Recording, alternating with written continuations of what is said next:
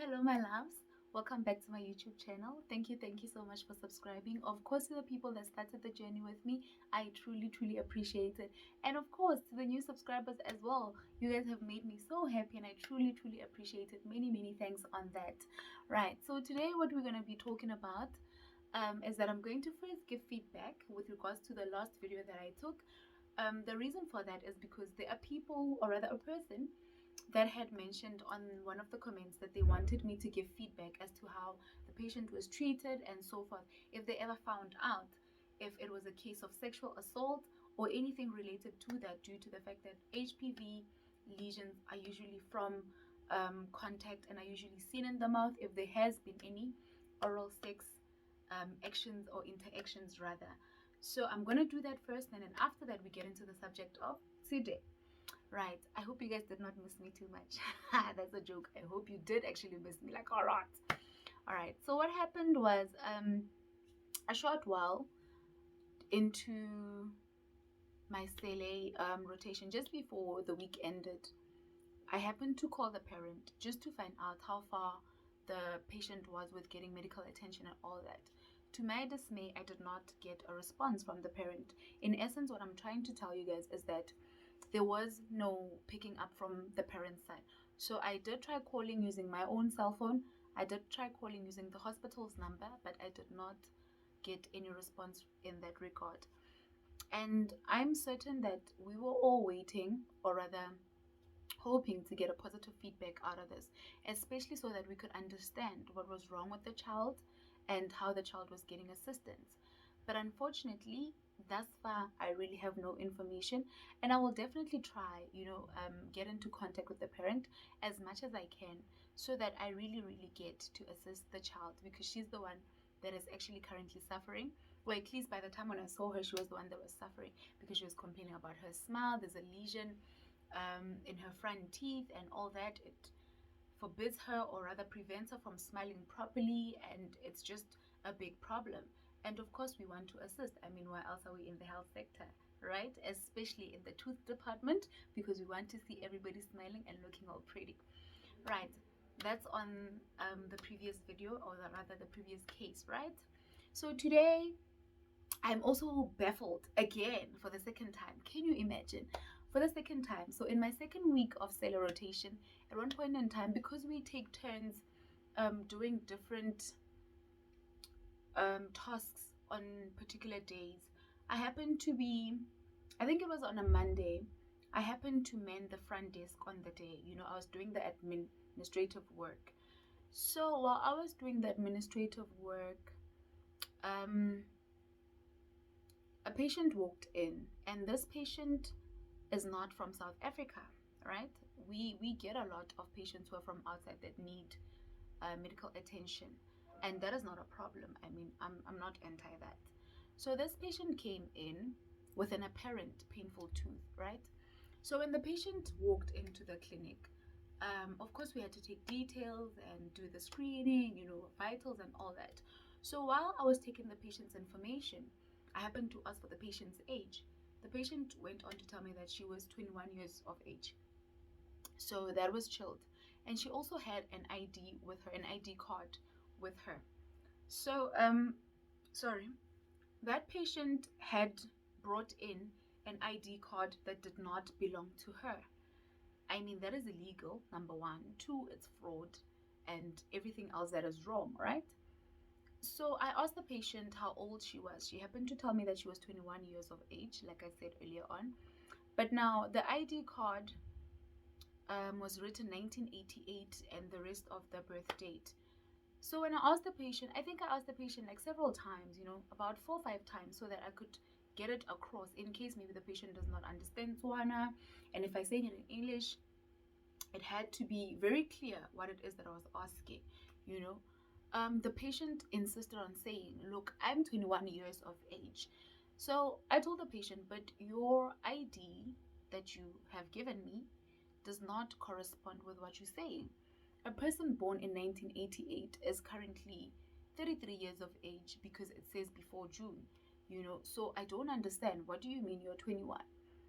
So this lady happens to call some guy from outside The guy claimed to be her brother. All right. So when the guy came in, I told the guy, the person that you came with presented to me an ID that is not hers. And as such, I find that it might be difficult for us to give the person treatment because you produce a fraudulent document or stolen document. I don't understand what is going on. So the guy calls me out. I stand outside with him and he says to me, no, my sister, the patient is in pain, and then Ele is actually her sister's ID, and because they look alike, we didn't think you'd notice. Of course, I was like shocked, like, what do you mean we would not notice? And he went on to say the sister does not stay with them, and she happened to bring it whenever she was coming and whatnot. At one point in time, this guy also mentions how the person who's supposed to get treatment forgot it yesterday. We'll just go back and change it. And I'm like, but you just said to me, this person to whom rather the ID belongs does not stay with you guys. So how are you going to go back and just change it? Is the person visiting, or what is going on? And then he was like, no, she's not visiting. We'll rather take a drive to Pretoria. And there was just a story around it which did not really make sense to me at the time. So what I did was I went to my supervisor, happened to ask her, what do we do with patients who produce fraudulent identification? And one thing I love about this particular supervisor is that, look, when you're on Sele, I think I mentioned the last time that it has to teach you leadership. It has to teach you how to make a decision, how to be held accountable for that decision, and how to follow through from the decision that you've made. You understand? So she asked me what it is that I think should happen. Look, I am really not a mean person. Even that sounds funny when I say it, but honestly, I am not. Especially not in the workplace. So I told her that because this person produced something fraudulent, it is illegal. Do you understand? And it then means that I can't treat that person looking at the fact that I need to take into consideration the ethics and this and that.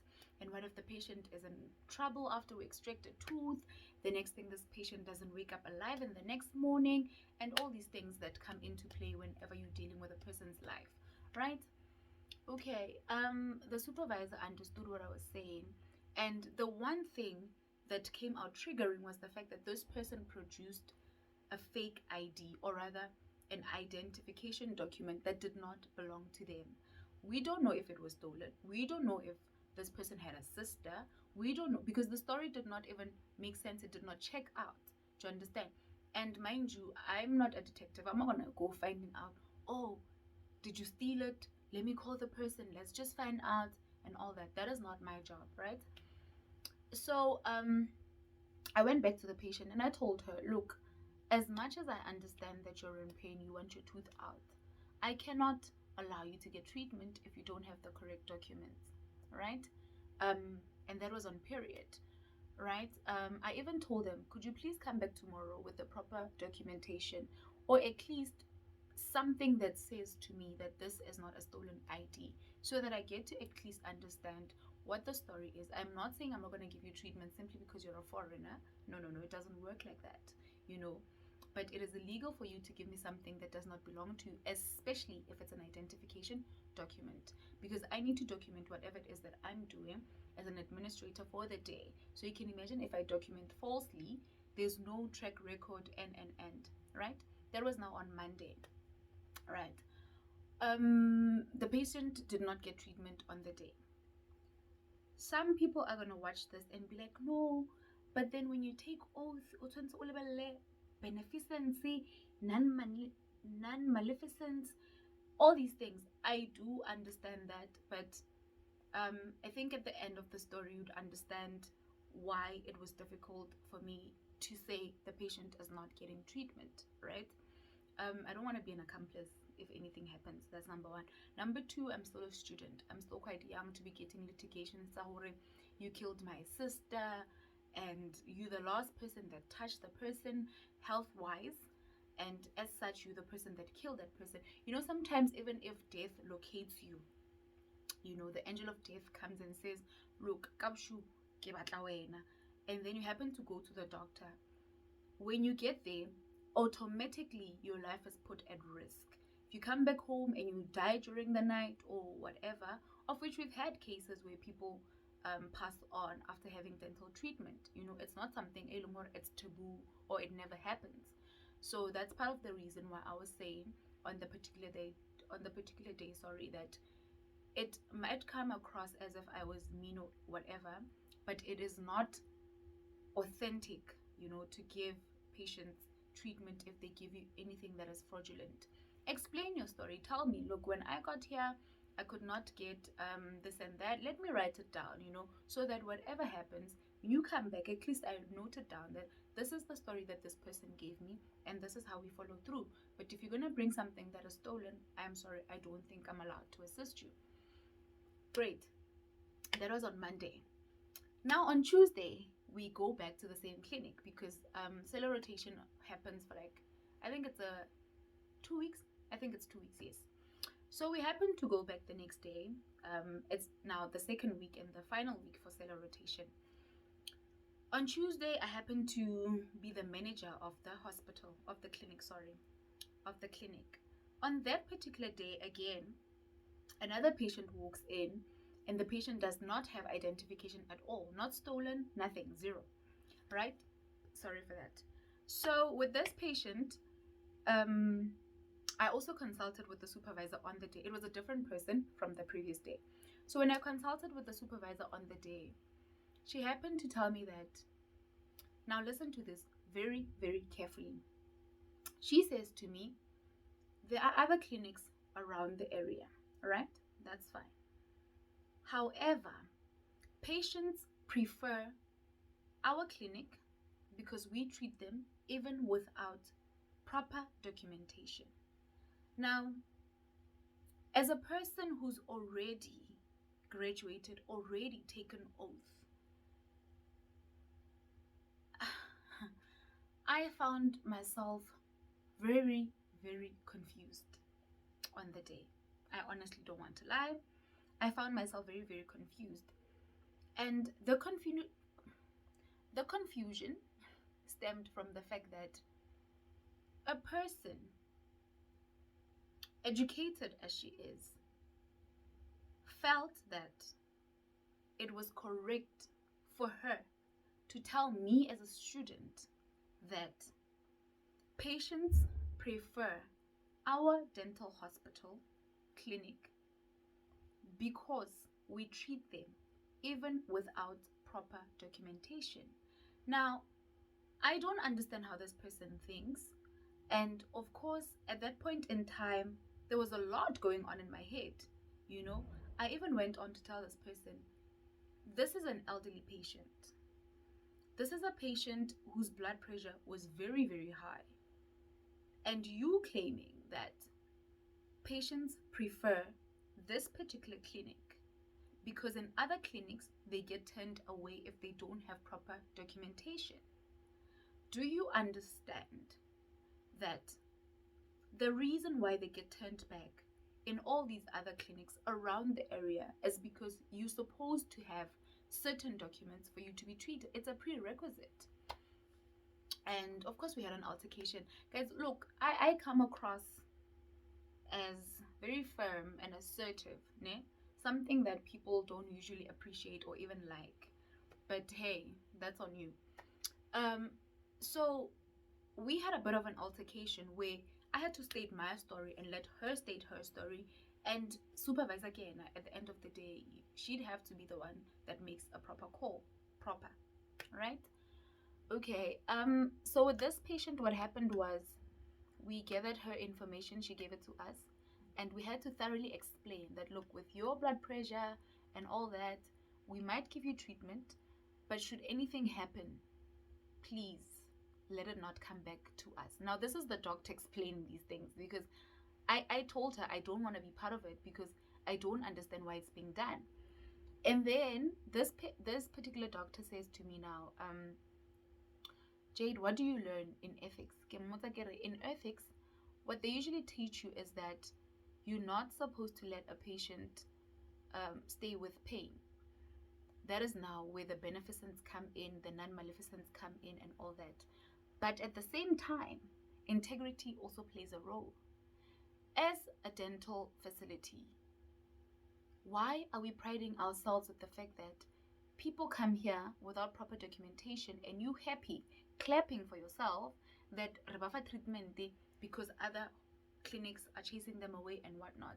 They're doing that for a reason, because you really, really need to be held accountable if anything happens to that person. And then she's like, yes, we've never had a case where anybody has been under severe danger or whatever. So that is why I can confidently say it's allowed to give these people treatment. And I was really upset because, look, I'm always willing to learn and unlearn, but I was upset at the reasoning behind why do we continue giving treatment. If you're going to tell me something tangible to understand, then I would understand, okay, remove a treatment because you don't let the sun go down on an abscess, the person might die and whatnot. It's rather in that person's favor. But this person had no abscess. This person was in just mild pain and the tooth was just uncomfortable. That's what she said, and she's elderly, blood pressure high and all that. I don't understand how is that doing more good than harm. But anyway, so what I did was, when we came back from that rotation, I was still off put, of course. Anyway, her decision was that the patient gets treated and all of that. So when we came back from Sele, I headed right to the department that used to teach us ethics, so that I could understand, say I'm running a practice somewhere there, I don't know wherever, and I've happened to find myself in a situation where a lot of foreigners are coming there, even without documentation. How do you handle such a situation? Because I'm pretty sure that it's not just happening in that particular clinic. Anywhere else where they provide treatment without documentation, I find it a bit of a problem. I'm not saying these people are not supposed to get treatment, but at least give me what I need so that we can both assist each other, right? So I asked her, so in the Medunsa hospital, do they also give treatment to people without documents? And she said, it's a solid no in Medunsa, because it's a hospital. You need to account. You can't have patients just walk in and have treatment without you knowing who they are and whatnot. Should litigations come, you'll be in trouble. So here's my question. Should litigations come in that clinic, are we not going to be in the same problem? Because, it's supposed to be standard protocol that when a patient comes, please bring your documents.